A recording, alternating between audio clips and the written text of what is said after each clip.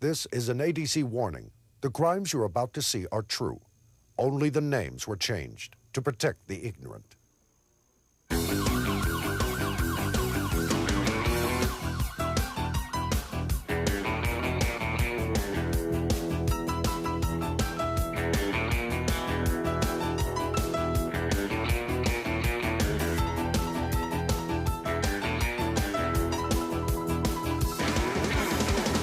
Tonight, on America's Dumbest Criminals, a drunk driver takes more than he bargained for. Surveillance camera footage from the convenience store from hell, and a glad bag that turned into a sad sack. All this and more on America's Dumbest Criminals.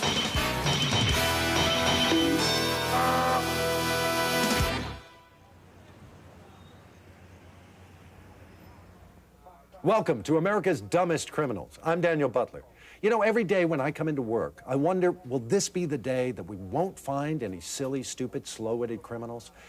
But fortunately, for every crafty criminal out there in the world, there are at least 10 plain old-fashioned dummies out there breaking the law every day. So join us now in scraping the bottom of the barrel as we open the files on America's Dumbest Criminals. First up, a reverse prostitution sting nets some pretty weird customers. I was sitting about a half a block away from her. When she just did one, she sent that one off one way. She did another one, she sent him off another way. And in her mind, she's got to try and send him in different directions so the takedown teams can cover him, plus she can still get the rest of Johns.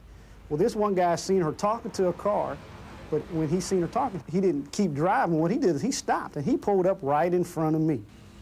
Me and my partner were sitting there, and here this guy pulls up face to face with us now. Here we are with our police stuff on. Never looked in front of him at all, never saw us. He kept looking back at her. Well, she seen him, and she finally walked over to him. Take the party tonight. Well, what you got? Yes, I got 28 bucks. Wait, I got some frozen luncheon meat. Well, all you got is 28 bucks and some frozen lunch meat. We can hear what's going on also. And when she finally says, okay, drive around the block, well, we just kind of stepped out of our cars and walked over to him, told him he was under arrest. Hey, Romeo.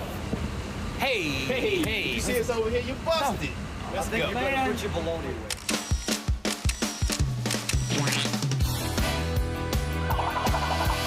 away. In South Dakota, it used to be against the law for a married man to talk to a single woman. Here, a wife takes the law into her own hands and attacks a single woman with vermicelli. Now, Ernest Burt of Birmingham catches a man green-handed. One incident, we had a call on a burglary.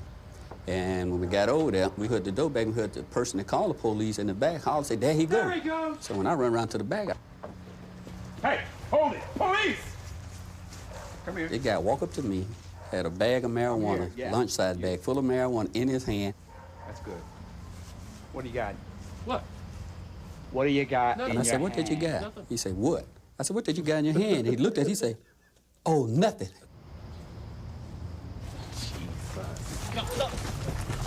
Get down. And I grabbed the haircut and put him on the wrist and took him on to jail.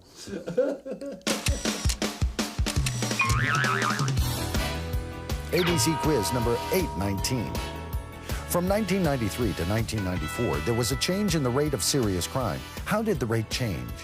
Did it A, decrease 3%, B, increase 5%, or C, decrease 10%? The correct answer is A, serious crime decreased by 3%. However, really dumb crimes seem to have increased dramatically during the same period. You've just taken a job as a clerk on the night shift at the convenience store from hell. Who's your first customer? It's a mutant packing heat. He demands all $37 in the cash drawer and gets away. Now, who's your second customer? A gorilla packing heat. He takes all the bananas and a yard and a half of beef jerky. Now, who's your third customer? It's your father-in-law, dressed as a member of the House of Commons. Since you have no more money, he takes all of the smokeless tobacco and demands the correct time in Nova Scotia. Just the first 15 minutes of your first shift as a clerk in the convenience store from hell.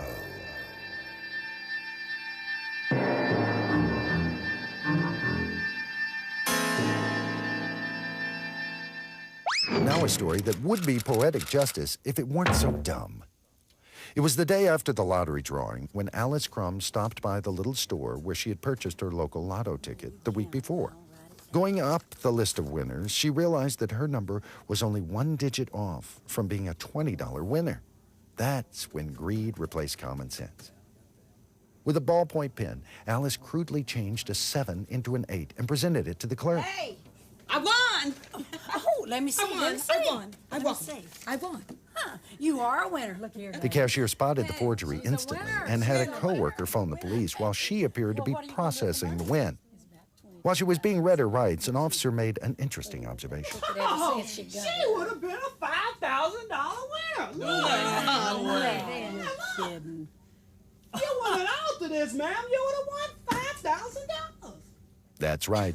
She'd altered her $5,000 winning ticket to match the $20 prize, and it ended up committing a felony. What kind of is this?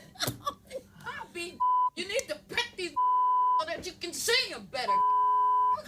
She'll have a lotto time to think it over in prison. Coming up, a dumb criminal who has a very special surprise for the police in his garage.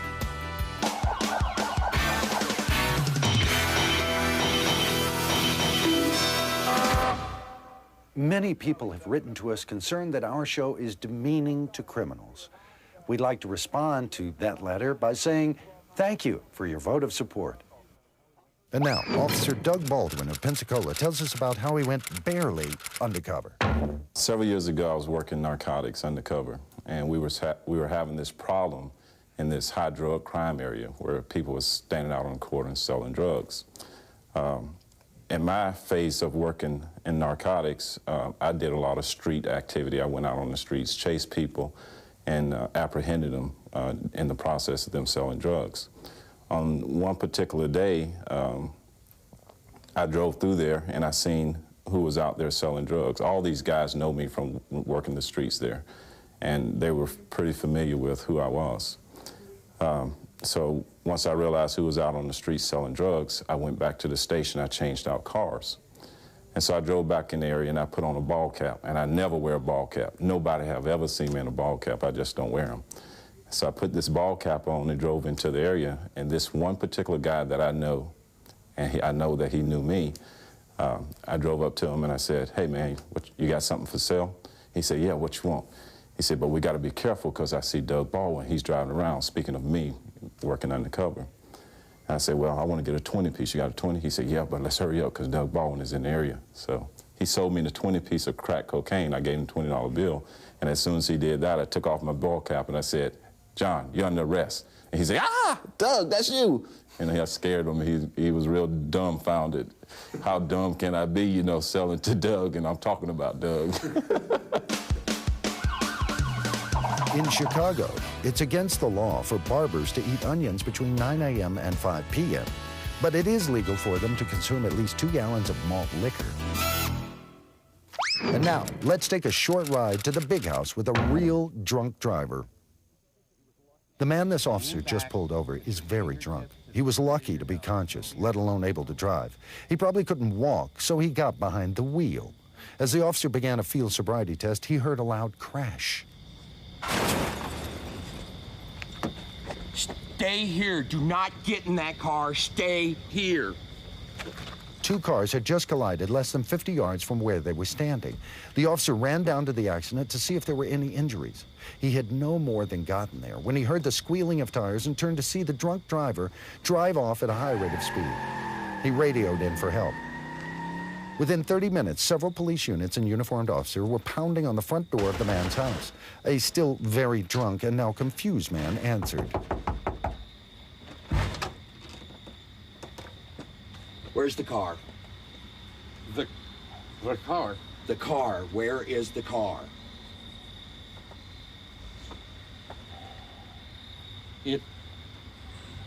It's in the garage, of course. Let's go. Hi. How you doing? The police lifted the garage door, and sure enough, there was the car.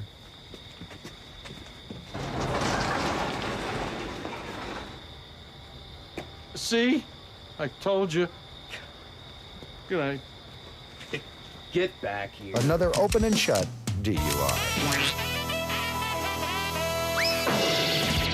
Now we take you inside the courtroom for trial and error. Now, from actual courtroom transcripts, a grocery clerk relates how a robber gave as good as he got. Mr. Richardson, would you please tell this court what the suspect did right before he ran from your store? Well, he pulled out his wallet as if to pay, and I opened the cash drawer. And that's when he grabbed the cash from the drawer? Right. He took the money, but he left his wallet. And now, from the ADC security cam vaults, the powder room. Here, a band of well-choreographed thieves move into a convenience store. The man in the center of the picture is choreographing the entire operation. Watch now as the team goes into action, luring the clerk away from the cash register. The thieves have the money at their hands. So now the conductor motions to one of the women to move in and steal the cash. All right, wait though, there's been a hitch. Let's go down to the field and see what the problem is. Okay, she really has to go to the bathroom. All right, there's gonna have to be a break here. He's motioning her back to the ladies' room. Okay, we're gonna have to start the whole robbery over again. Coming up, you'll find out why this dumb criminal became the prince of thieves on America's dumbest criminals.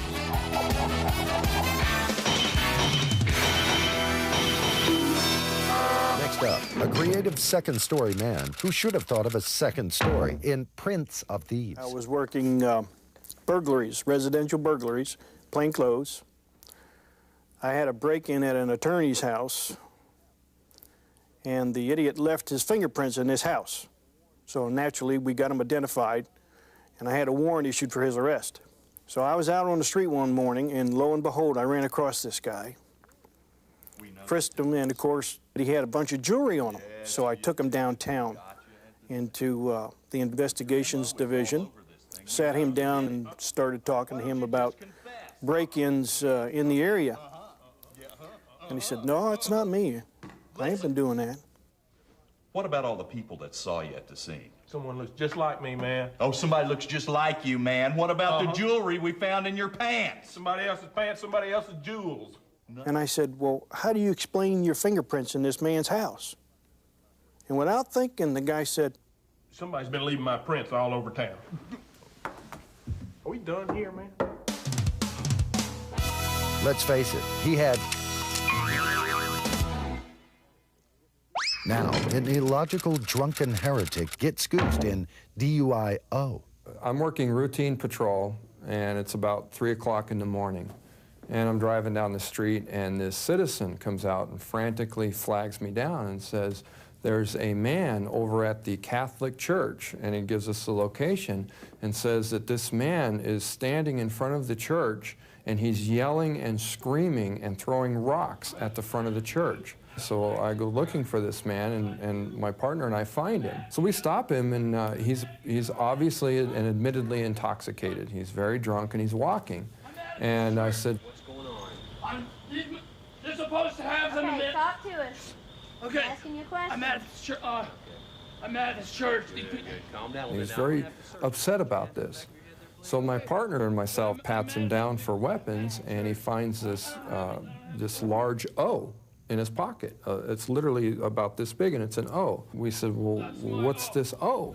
And he says, "Well, that's my souvenir from the church."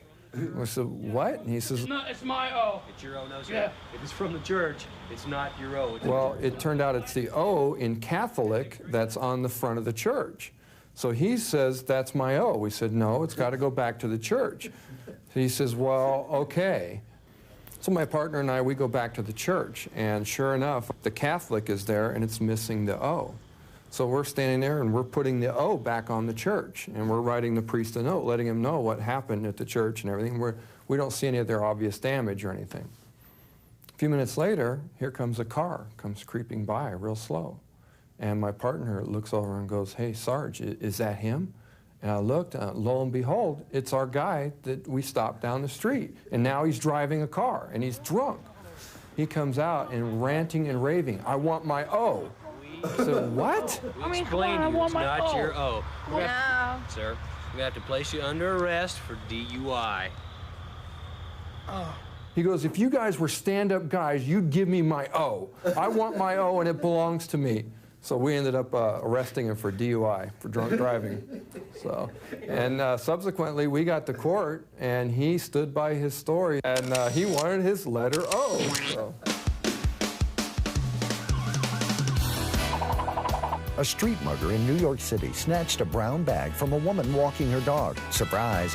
It contained the trinkets her pooch had deposited on the sidewalk. It's not worth a lot, but to him it was special. This is actual footage of this week's America's Dumbest Excuse. The two young men who stole this van told the police that the double-wide mobile home ran a stop sign, thus striking their stolen parked van. Now, their backup story was that the Wicked Witch of the East had actually dropped the double-wide on them. The police bought neither story, and the youths were arrested for a stolen vehicle and failing to stop for a double-wide mobile home, and the Wicked Witch.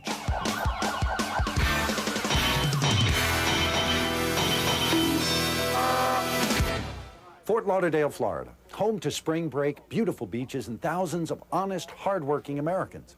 But even Fort Lauderdale has not escaped the influence of dumb crime. An undercover officer from Fort Lauderdale tells a touching tale of felon fellowship in Goodbye. Several years ago, we'd made some purchases out of the house of cocaine. We execute the search warrant. As people are exiting out of the house and unloading their gear and so forth, there's another vehicle pulls up. The people get out of the car. The lady, the first thing she does, she throws down a bag of cocaine that she had brought with her. I think what we'll do is move our car down that way. Okay, So. wait a minute, lady, come here. What is that? I don't know. Did we get that on tape? Did you get what on tape? That little package you just dropped must be yours. You have film? Are we denying we dropped that? Are we confused? We don't know. I didn't drop it. Oh, is that right? All right, partner, guess what? Don't you go anywhere. We went up and advised them that they were under arrest for the cocaine, and come to find out that they had 10 ounces of coke in the car that they had bought from the gentleman that we just executed the search warrant on, and they were actually just stopping by to say goodbye. They were leaving the state. And they did get to leave.